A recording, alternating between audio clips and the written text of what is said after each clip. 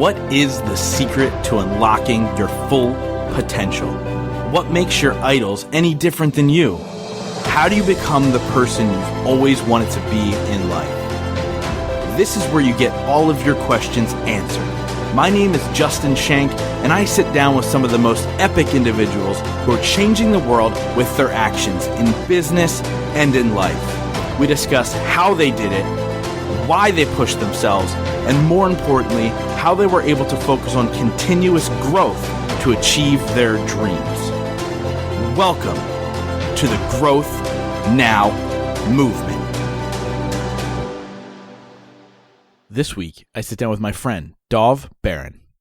A quick summary of Dov. He is an Inc. magazine top 100 leadership speaker, Inc.'s #1 podcast for Fortune 500 executives, Entrepreneur magazine contributor, leadership strategist, storyteller, and all the amazing things a human can possibly be. This is his second time on the show because, number one, he's a good friend of mine. Number two, his first episode had such a good response about a year plus ago that he needed to come back on, and now is the perfect timing. Number one, Dov just launched a new podcast that you guys need to check out called Curiosity Bites, where he brings in experts and he pushes their limits. He has them talk about things they don't normally talk about. Actually, the first episode is with somebody who is head of the World Health Organization. Make sure you guys check that out. Number two, we talk about how as leaders do we attack COVID-19? How do we approach this change in the world, and how do we lead others to do the best that they can? I think you guys are going to absolutely love this episode. Dov is incredible, and you're going to find out why here in a second. Now, before we get to the episode, I want to remind you guys that Growth Now Movement Live has been postponed September 25 to 27, 2020 in Reading, Pennsylvania. Tickets are for sale. Head over to gnmlive.com now, because once we are past this quarantine, once we are free to hug, high five, shake hands, I want to do that with you guys. So come to Growth Now Movement Live, gnmlive.com. Tickets are for sale now. I cannot wait to see you guys there. The speaker lineup is insane, as you guys already know. Anthony Trucks, Natalie Jill, Nick Santanastasso, Justin Wren, Andre Young, Josh York, Susie Miller, and an amazing group of movement makers. This event is sure to change your life. We are going to need people to lift us up when we are free to do so. So come to Growth Now Movement Live, gnmlive.com. We'll see you guys there. Now, without further ado, let's get to the episode with my friend, Dov Baron. Dov, my friend, welcome back to the show, man. Thanks, mate. I'm really excited to be here. You and I always have such great combos, and I get to be around all those famous people behind your head. Dude, you belong on every famous wall. You know, you were on the show, gosh, it's got to be a year and a half ago at this point. Yeah. And people are still talking about that episode. They love it. We went into so many different directions. And I think that this is the opportune time. I said right before I hit record that I woke up this morning knowing that I was going to be interviewing you this afternoon. And I just said, this is the perfect time, because you're a thought leader. You're somebody who, I think it's funny because the me saying it now out loud, you're a thought leader, but you're a heart leader. You know, you lead with your heart and you approach things in such a heart-centered way. And obviously with what the world is going through, you're in Canada, I'm in the United States, but what the world is going through is life-changing for so many. So let's start there, and then we'll unpack all the things that you're working on and everything like that. But let's talk about this epidemic that's happening called COVID-19. And what's your take on this whole thing? I know you just had a great conversation with somebody. There's a lot going on with it, a lot more than people realize or consider. So, as you know, I just interviewed somebody who is part of the World Health Organization and geopolitician. So we're looking at this in the ways of economics as well as health. And so the first thing I want to say to everybody is, if in any way, shape, or form you're not taking this serious, I will tell you the truth. I kind of wasn't taking it seriously enough in myself in the beginning. I came back from being in the UK, speaking in Florida. Nobody was really talking about it, although it was still going on. And then it got real for everybody. And here's what the advice is, very simply.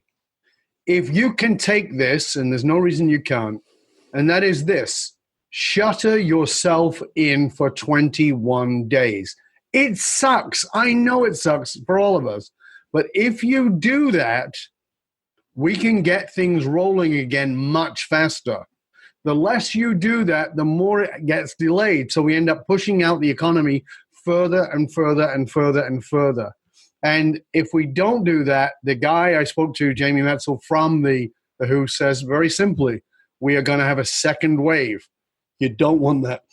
So that's the number one thing. This is the opportunity for us to do the kind of leadership that I've talked about all along.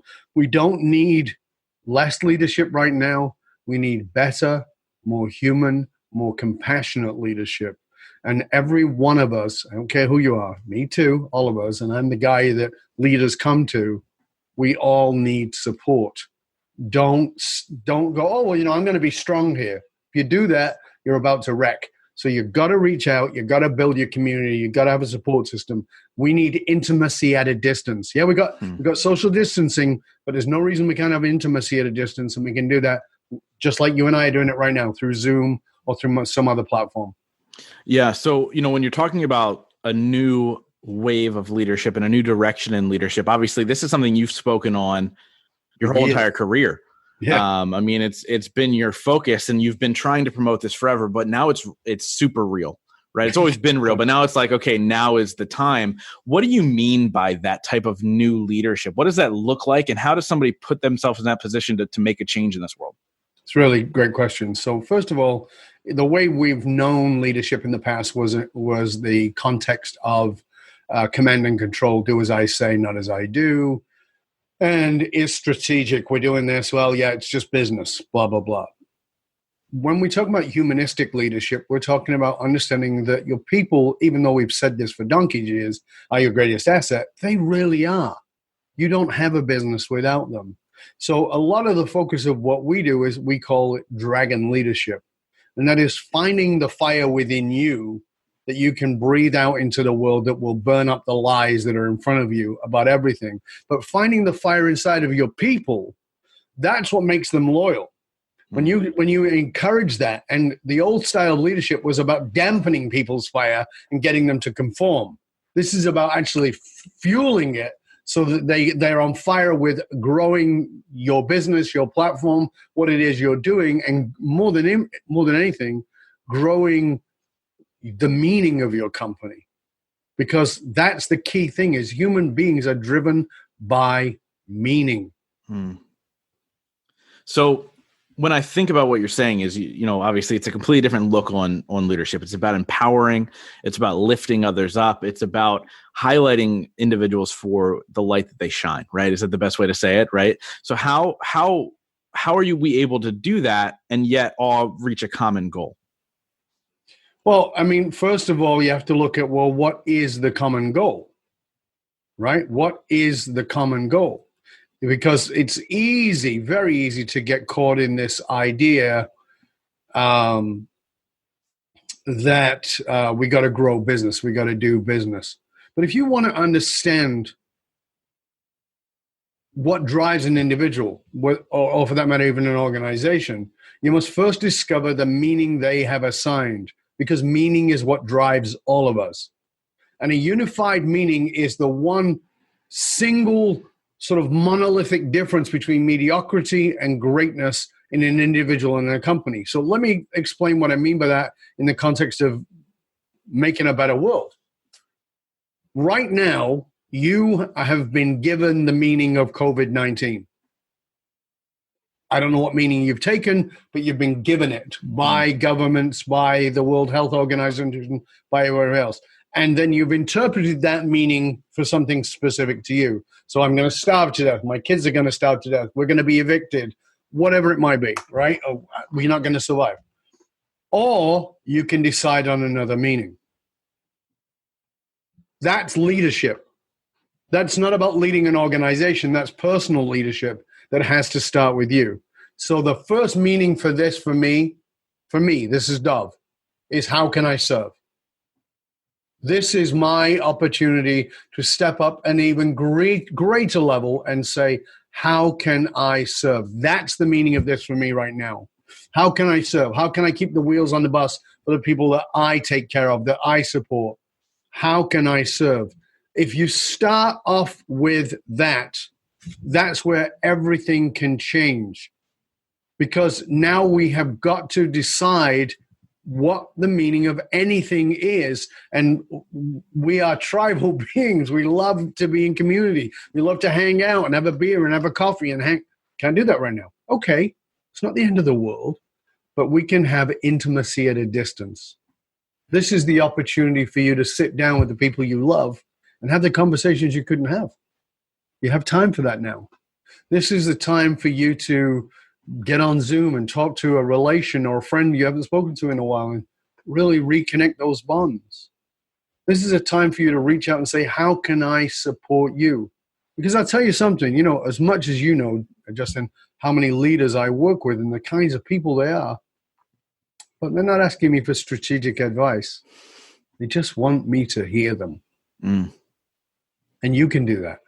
You can hear your kids panicking and hear their frustration of not being able to go outside and play or whatever it is. This is short term, but your ego mind says it's long term. It's not. So what effects, and I'm not talking economically, I'm talking about emotionally, what effects is this going to have on the human race as far as the lockdown? Do you think it's positive? What are your thoughts on it? I mean, I have my own, but. Well, I think that the impact on the human race initially, of course, is negative because the ego mind does not move forward in the positive. It only moves forward in the negative. And the reason it does that, just so everybody understands, is a protective mechanism is built in, right? So it's, oh my God, all right, OMG, right? And it's not in a good way. Yeah. Right? So that's the normal state of affairs. And if you're going to be a cognitive leader, if you're going to be a thoughtful leader, then it's important for you to think beyond that. So what is this going to do? Let's just think about some of the things that have been on the periphery that we have known are coming, but we may have had resistance. AI. We're going to need AI more than ever now. Yeah. Right? The global economy is screwed right now. And what this is going to do is it's going to equalize a lot of things. A lot of invisible people are becoming very visible. And how are they becoming visible? Because the people who were middle class are going to be in the poverty stakes pretty quick if we don't do something. So suddenly those people who were like, well, I don't have to worry about them, I can turn a blind eye, suddenly I might be one of them, raises my consciousness, raises my awareness, raises my voice about those kinds of things. So it makes us more committed to being humans. Now, the other side of it is, of course, there will be people, we know gun sales have gone up in the US. There will be people who are panicking. There will be people who are freaking out. There will be people who will do stupid shit. People will always do that. It will just get magnified. We have to stay focused on positive stories. We have to stay, and humans are driven by positive stories. So we can do that. We can bring people together. We can serve people. We can do all those things. We've started a hashtag, and it's hashtag do business, right? I did it with Jamie Mustard, who is the author of The Iconist. And this is an iconic hashtag because it's understanding that we can all still do business. You may be not going out to shop at Sears, but you can still buy online. You can still add your services. You can still help people. You can give the things that you need to give. And with that, maybe you can even proportion some of your income out to people who are stuck. Let's start thinking about who is the backbone of this. Because we think of emergency workers. If I say to you, okay, so who is essential workers right now, Justin? Who would you say? I imagine it's the people serving others, like as far as like food, emergency, all that stuff, nurses, doctors. Yeah. And that's the usual sort of response, right? Nurses, doctors, first responders, etc., right?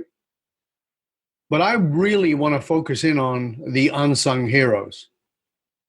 So let me give you an example. Let's pretend the trucks stop rolling. Within 2 days, there's a gasoline shortage.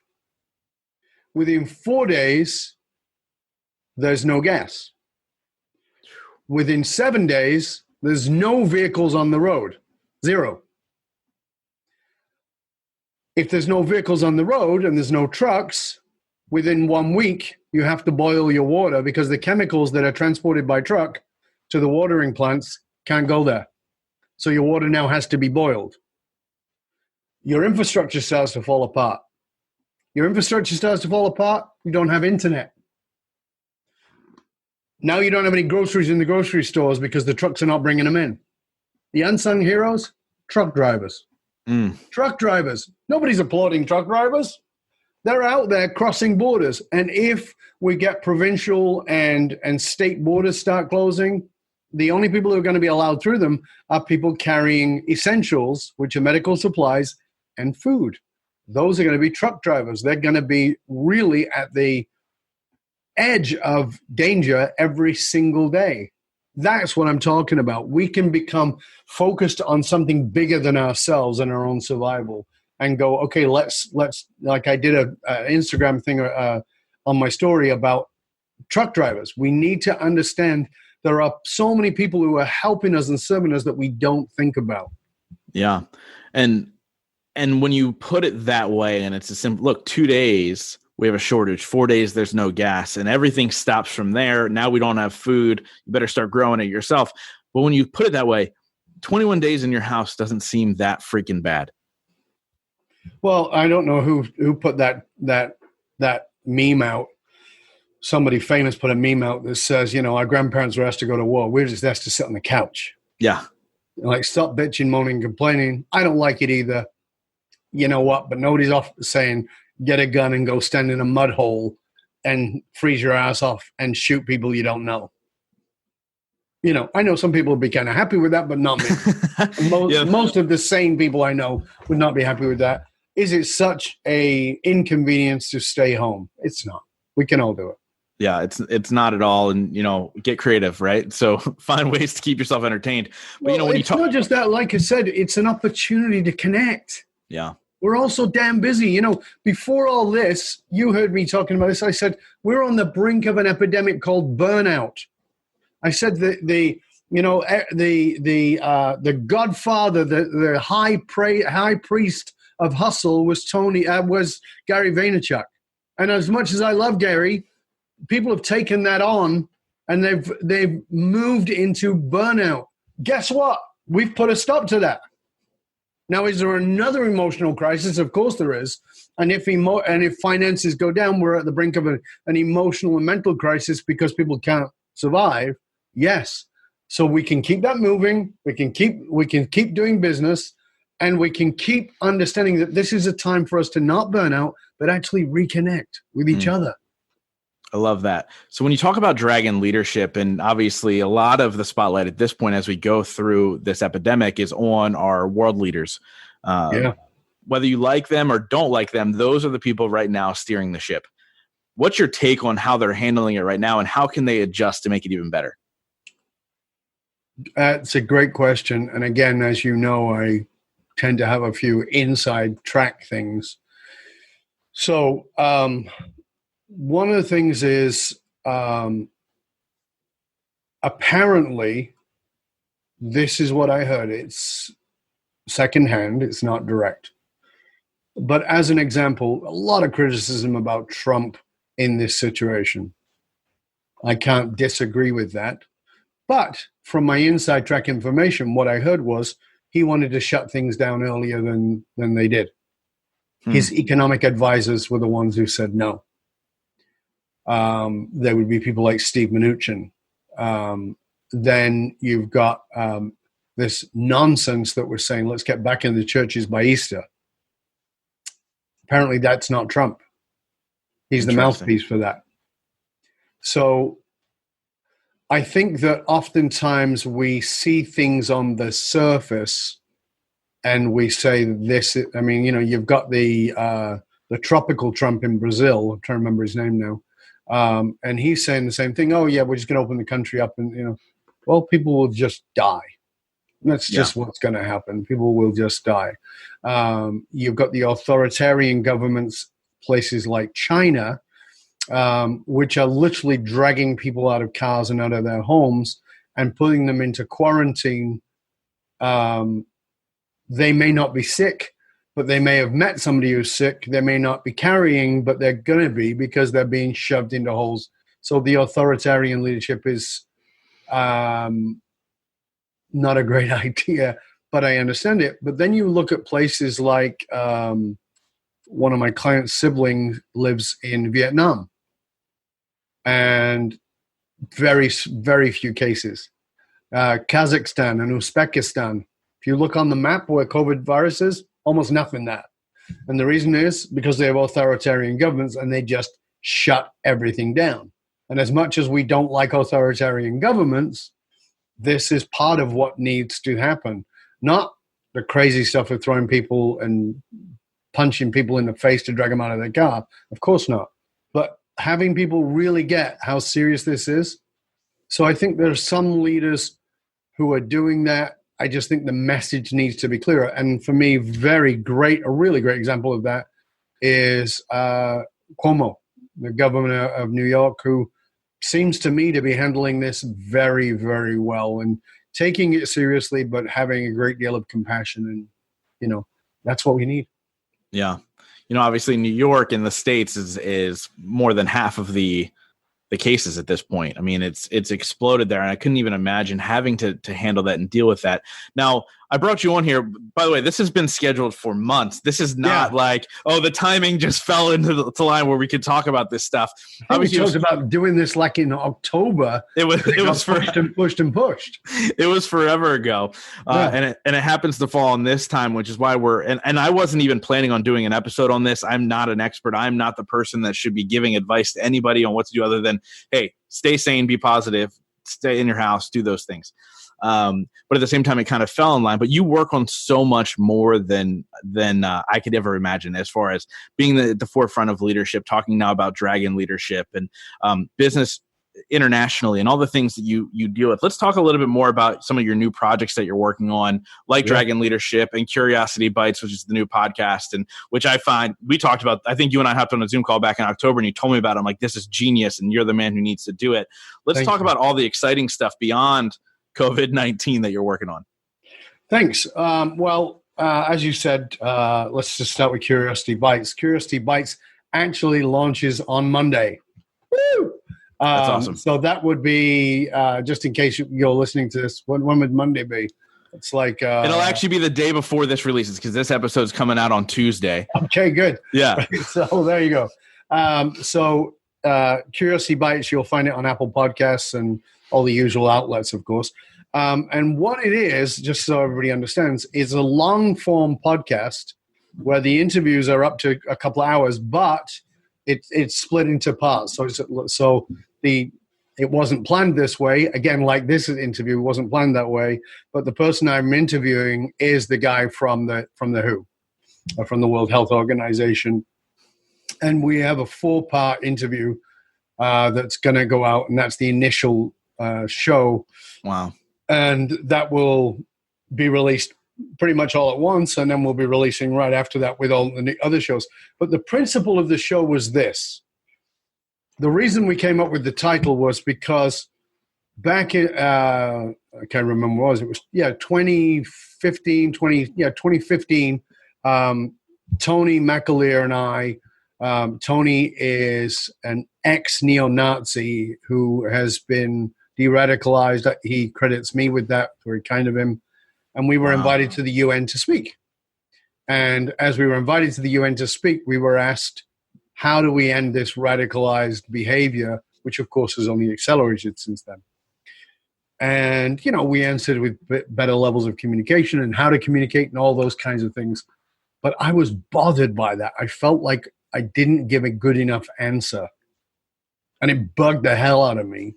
Like, what is the actual answer? How do we get to really get people de-radicalized? And I realized that the sign-off to my previous show, which is the Leadership and Loyalty podcast, which is the #1 podcast in the world for Fortune 500 listeners, the answer was in the end. And that I sign off every show saying, stay curious, my friend, stay curious. Now I'm saying stay curious and stay sane. But that's another thing. So I realized that the problem we have is that we're all living in these information bubbles. So the wonderful thing about the internet is it gave us so much information, so much access to information, but it's actually embedded people in the information they believe in. So people live in their Fox bubble. They live in their MSNBC bubble. They live in their CNN bubble. They don't get outside of that. They don't listen to people who don't agree with them. And I think that the worst advice any of us ever got was surround yourself with like-minded people. It's terrible advice. Yeah. Because there are people who are just going to blow smoke up your skirt and tell you you're right, even if you're an idiot. And we're all idiots. We can all learn. So what we need to do is to get around people we don't agree with. And so I set out to build a show where I could bring people on who you may not agree with. So I have on there a guy who is very much he's a creationist, but his background is actually in internet marketing. And we're talking about the code, like life's code, how it's built into code. I have Donald Trump's media campaign manager is on the show, right? I know you know who that is. Yeah. But we're not just talking about that stuff. We're talking about things that are completely outside of that realm. But we're talking about things that you might not agree with that can actually expand your thinking, because that's how we get better, by staying curious and learning from each other and having these intimate, intense conversations and finding out things. So I've interviewed astronauts. I've interviewed the guy behind the overview effect. And if you've seen, have you seen the Will Smith show, One Strange Rock? I have not. Oh, if you haven't seen it, you got to see it. It's absolutely beautiful. And it's 8 astronauts talking about time and space. Oh, wow. And talking about what that does and looking at the planet and how we see the planet differently. And there's something they talk about there called the overview effect.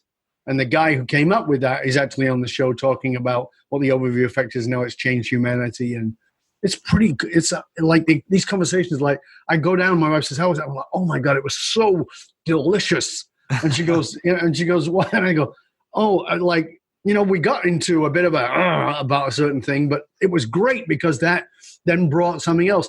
And I want to be shown things I don't see. I want to be given insights into things that oh yeah, this must be the way. No, really? Okay, show me. Oh, wow, I was wrong. Fantastic. So that's what that show's about. And I honestly do believe it's going to become the most binge-worthy podcast there is, because it will go to such depth, but you can take it in chunks of about 25 minutes at a time and then go, okay, I've had enough. Or, you know what, I need to binge this. Cool. And that's in between, awesome. We've got these snackettes. So the Curiosity Bites is the main meal. And in between are little snackettes, which are me doing a 4 or 5 minute piece after a run of a particular show. So it's very exciting. It sounds absolutely amazing. And when you told me about it back whenever we spoke, we can guess out. Let's just say October. When we spoke back in October, I was like, this is fascinating, number one, because these conversations need to be had. As far as, especially you guiding them, because I know how open you are, but also knowing how educated you are. Like you've done the homework. Like you don't just jump into a conversation and you're like, well, here's my opinion, just because you've done the homework. And so I'm intrigued. I can't wait until Monday. And you guys should go listen now. Pause this, go listen to that. Especially with your first guest. I mean, that's absolutely amazing. But when I heard a couple things that you were talking about, we have to stay curious. We have to be willing to listen to others. The issue is most people don't listen to others. They are so stuck in their way. So how does somebody, I don't want to say change because they have to be willing to do that, but how does somebody kind of navigate those conversations so somebody's open to the opinion of and make them curious? Does that make sense? Yeah, of course it does. And I'm not a big fan, but I do love his quote.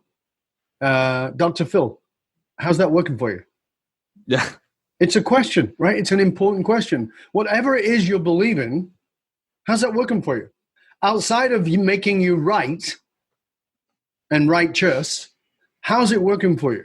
And that question is in the context of relationships, in the context of the amount of love you feel in your life, in the context of how much support you feel in your life, in the context of your business, your leadership, How's that working for you? Because there's a pretty good chance, even if it did, because most people will reference, well, it's worked great. Okay. Even if it did, it won't. If what you're doing now moving forward is what worked in the past, you're already on a losing path. The world, and I've been saying this for years, the world has changed dramatically, but never more than right now. As we record this in 2020, in March of 2020, the world has changed dramatically and is going to change even more, even faster. And if you don't decide that you want your life to be based on, here's the question. Do you want your life to be based on love, on compassion, on community, or do you want your life to be based on you being right? I know there are people like that. I understand that. And they're not coming to listen to Curiosity Bites.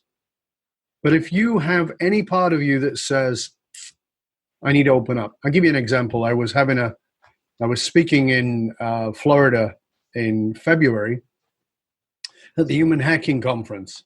So I'm there with the best hackers in the world. These are people who work for the DOD. These are people who work for the CIA, FBI, all those kinds of people. And we're having this conversation. And a young man is standing there talking to me. And this young man he's losing his hair on top. The rest of his hair's kind of longer. He has a thick beard. And he's a brown guy, right? And but he's from England and has an English accent. And I'm talking to him, and another guy comes up and he's talking to me. And this is another guy I've spoken to before who works for a government agency. And he's having a conversation with me, joins our conversation, and he stands there with his arms crossed. And I can see his head's tilted and he's looking down. Well, I'm masterful at reading body cues and facial cues. And I just looked at the brown guy and I said, excuse me a minute. And I looked at this guy. Now, remember, I've had a conversation with this guy before. And I said, what are you doing? And he goes, what do you mean? I'm just waiting. I said, no. What are you doing? I said, you've just made up your mind who this guy is. What are you doing? He goes, I can't help it. It's part of my job. He said, I'm trained to mistrust foreign nationals. I go, I'm a foreign national. Do you not trust me? You had a conversation with me. You were open with me. I said, that's not you. He goes, I know it's my training. And go, that's not you. You get to be right or you get to be happy. This guy might be your new best friend. You have to open up. I understand what you're trained for. We're all trained. Don't care who you are. You work in a grocery store. You're trained to see people in a certain way. And we all have those impacts. I'm not pretending that we don't have judgments. I'm not pretending we don't have bias. Of course you do. But as a healthy, cognitive individual, you have to choose to go beyond those. That's what it takes to be curious. And oftentimes, and this is one of the things I recommend him, I say, how about starting a conversation with this? I'm trained to judge people. I'd really like to know who you are really beyond my judgment. And he went, wow. I said, I'm not asking you to do that in your work. I'm asking you to do that in your life. He's like, oh. I said, because you'll build trust a hell of a lot faster that way. Oh, I never thought about that. Yeah, that's what it takes. You get to be right, or you get to have relationships and be happy and get connected and have a community. Jeez. That is so insanely powerful. And, when you talk about people who judge without inquiring and people who jump to conclusions, I mean, people who know you and have met you, when they see you from afar, you're an intimidating dude. You stand out in a crowd, all these things, but you're the exact opposite. You're warm, you're welcoming, you're all these things. So if I were to judge you off firsthand, we wouldn't have the relationship we have. And I did, for sure, until you walked up to the table. We talked about that in our last interview, right? We did, until you walked up to the table and said what you said, and I was like, this may be the greatest man I've ever met in my life. And it wasn't wisdom I shared, by the way, just for those of you who don't know. It was comedy. It was too good, but it's amazing how one sentence can break down a wall, but you have to give it a chance. And especially, I mean, there's so often people bring their work into their real life and their day to day and their relationships. And that's totally scary. And we have to be able to break down those walls. So if somebody's listening right now and they're going, shit, I think I do that. What can they do right now to shift? You mean aside from reach out to me? Yeah, besides emailing you. Well, they can do that too. How do they reach out to you? They can do that, of course. The first thing is, for me, of course, the show's called Curiosity Bites. My other show signs off with Stay Curious, my friend. That is the key. It is, all you have to look at is the results. You have to be willing to look at the results. So you go, when I was 26, I had an epiphany. And the epiphany was, I'm an asshole. I continued to be one for a couple of years, but realized that I was behaving like a narcissistic dick. I was all ego, and I needed to be right. And even though it took me a couple of years to get out of it, because it was so embedded from behaviors I'd learned from being around my grandfather, who was a narcissist and who was very unhealthy, the willingness to, and here I'll just tell you the exact moment. The moment was my girlfriend said, "Why did you say that?" And I said, "Oh, I was just joking." And by the way, I was just joking. And she said, "Well, you do know you really hurt her feelings." She's talking about a friend. And I said, "No, I didn't." She was laughing. I go, "No." She says, "No, she was really hurt. She was actually, I don't even know if she'll come over again." I'm like, "Really?" And then I made all this external justification to her. Well, she's just being wimpy, blah, blah, blah. She's just being a big softie. She's being a snowflake, blah, blah, blah. Said all those kinds of things. Didn't say snowflake because it didn't exist in those days, but something similar. And made it all about her and being oversensitive. But what was going on inside of my head was I was taking a big stick and I was beating the shit out of myself. I felt horrible. The last thing I wanted to do was make anybody feel pain or hurt or sadness or rejection or all the other things that I had made her feel. And that was the moment where I had to start getting curious about, where does this behavior come from? Why is it my knee jerk? Why do I behave in a way that is actually not true for who I actually am? Why am I doing that? It has to stop. And that was when I first went back into therapy and went, okay, I need some help, because none of us are objective in our subjective realities. A fish cannot describe water. You're living in your water. You can't describe it. You need help. It's one of the things I was saying to one of the CEOs I was working with yesterday. And he was saying, yeah, I think we're going to stop spending so much money on coaching and development. And I'm like, you're insane. And he goes, what do you mean? I go, you need this now more than ever, because under stress, we regress. You're likely to go back to shitty behaviors, and you need to serve your people, and you need your people to serve those that they serve. Your need for leadership development, your need to work with people like me, not just me, but people like me, is more than ever, not less. Yeah, but we've got to look at the bottom line. Well, you will have no bottom line if you have no business. You will have no bottom line if you have no team. You will have no bottom line if all the people you've now made remote feel disconnected from you. This is more important than ever. So it's getting to these places of looking at, what is the result that I'm getting and what is the result I'm going to get. I did not want to be that guy who was always hurting people's feelings. I just didn't want to. That's not who I am. But I learned that as a defense mechanism. So that's the place to start. Wow. That's so relatable to me too, because, rewinding a number of years ago for me, probably around 26, 27, The same realization of you're an asshole. Like you constantly say the wrong thing. You constantly hurt other people in order to make yourself feel better for whatever reason.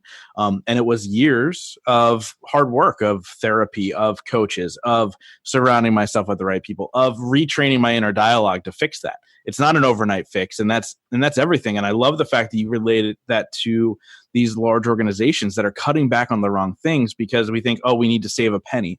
Well, guess what? You save a penny and you're screwing yourself in the long run.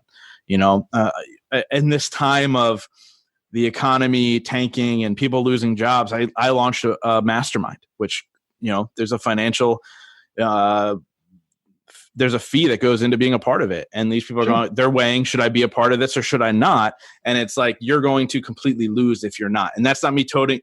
I'm not going to tell you the website right now. I'm not going to do any of that stuff. It's saying like anything that's in your life that's helping you get through these hard times is the most important investment in your life, whether that is going to a therapist or hiring a Dov or coming into a mastermind if it's your business you're trying to figure out. Yeah. It's so crazy. And I love that you shared that about yourself because I didn't know that portion, that little snippet of that moment in your life. And I think that's super powerful for so many people. So what's your message for the world right now? My message for the world is, number one, you have to find your own dragon fire.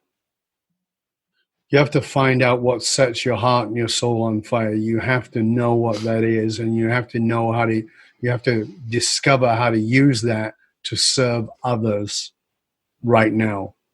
Here's the thing. Human beings become very unhealthy psychologically and biologically, meaning your immune system gets lowered, when we become self-centered. Our immune system goes up when we serve. That's an interesting fact. You go up. So there are certain things you can do right now to raise your immune system. You can laugh. Do you know that laughing and gratitude, if you do it 4 days in a row, raises your immune system by 50%? 4 days. That's 4 crazy. days of taking time every day to laugh out loud with somebody else if you can, even if it's over Zoom, and to be grateful. So one of the things we're doing in my communities is everybody showing up and saying, okay, what are you grateful for? I know there's things that suck, but what are you grateful for? And what's something that is piss funny that happened today, right? Because we've all had them. And by that, you make other people laugh, and that helps each other's immune system. You've got to find your own dragon fire. You got to find out what it is that sets you on fire, what it is that you want to serve the world with, and then find a way to serve even in a time of pandemic or crises or whatever's going on. Because here's the news. Yeah, we're in a pandemic, and yes, it's global, but everybody's in a crisis at some point in time, no matter what. There's always, everybody's fighting a battle. We've all heard that before. Yeah. So now it's just more real because we have a common battle. So think about, how can I bring what it is that I serve to the world? Then after that, let's go to the next thing. The next thing after that is human beings are tribal. We need a community. We all need a community. You can't do that face-to-face the way that we would normally do it, but we can create intimacy at a distance. So you get online, you join your groups, you be on Zoom or some other platform, and you have intimate conversations. And that means it's okay to share what you're afraid of, because a lot of the time, once you get it out of the recycling plant, which is inside of your head, that just recycles shitty thoughts over and over, oftentimes it's not as real. As Paramahansa Yogananda said, very often when I face my fears, they are not there. And it's that simplicity of saying, here's what's going on. Here's the panic. And the other person just hearing you, not necessarily coming up with a solution, can be so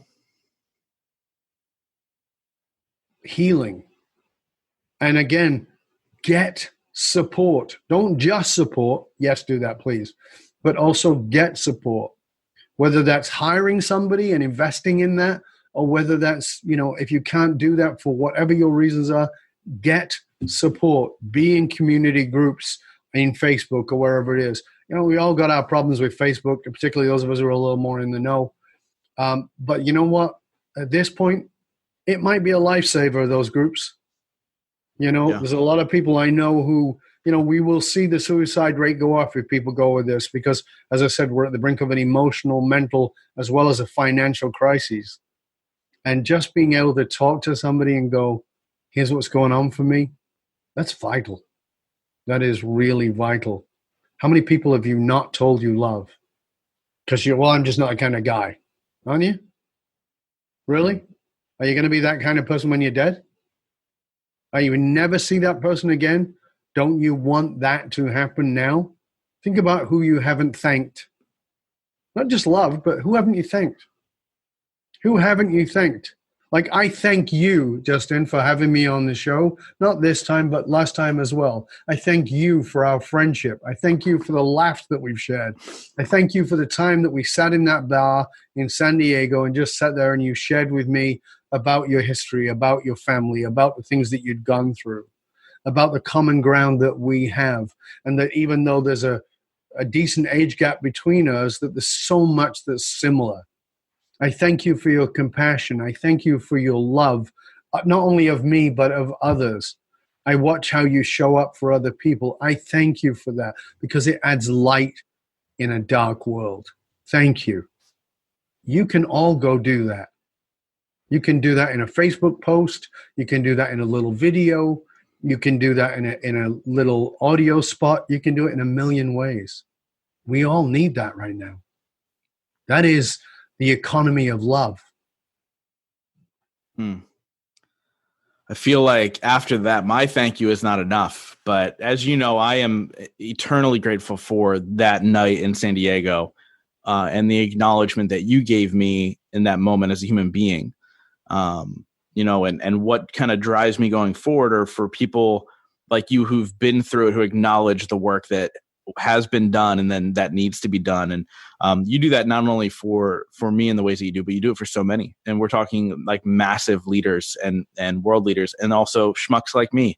I think it's absolutely amazing, man. And I'm grateful for you for sure. So how do people get more from you other than the podcast? Obviously they're all going to go check out Curiosity Bites because it just launched yesterday. And I need to hear that. I need to get some insight on what's going on in the world today. But what else? Where else can they go? You can simply go to dovbaron.com, DOVBARON.com. That's my main site. You'll find access to all the other things that we have. You can also find me on YouTube. Dov Baron, the Dragonist, is on there. There's lots of, there's hundreds and hundreds of articles on my site. There's hundreds and hundreds of videos there. There's the Leadership and Loyalty podcast, which has over 700 issues, as well as the new Curiosity Bites show that's coming out. My books are everywhere. You can find all those. I think there's 12 or 14 of them. And if you go to dovbaron.com, you'll even find some of the ebooks that we give you for free. We want to support you right now. One of the things you can do, I would really love you to do, is you can, if you go on any of my social media platforms, you'll see a big graphic that says do business. Take that graphic, screenshot it, share it everywhere, tag me in it. Let's get that out there. Let's get the economic wheels turning because this is going to actually save lives.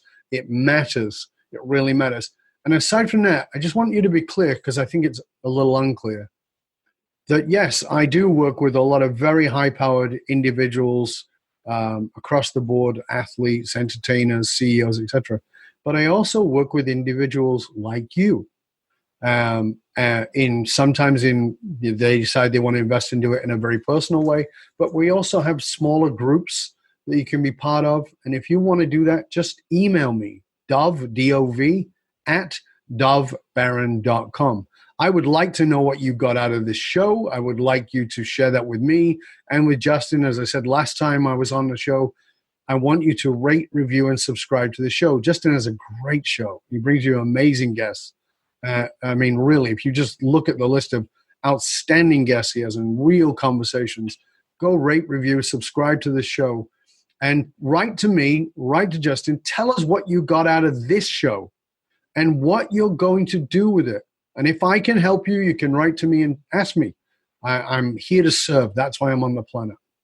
I love it, man. Thank you so much. Now, I wrap up every single episode with this same question, but since you've been on before, I'm going to modify it a little bit. Sure. And so the new modification is, during the recording so far of Curiosity Bites, what has been your biggest moment of growth? Of Curiosity Bites, of my show. Yeah, of the insane conversations that you're having on it. The biggest moment of growth. Wow, there has been a few, actually. That's quite interesting. We've had some amazing conversations around. So I've had a lot of learning around what's it called?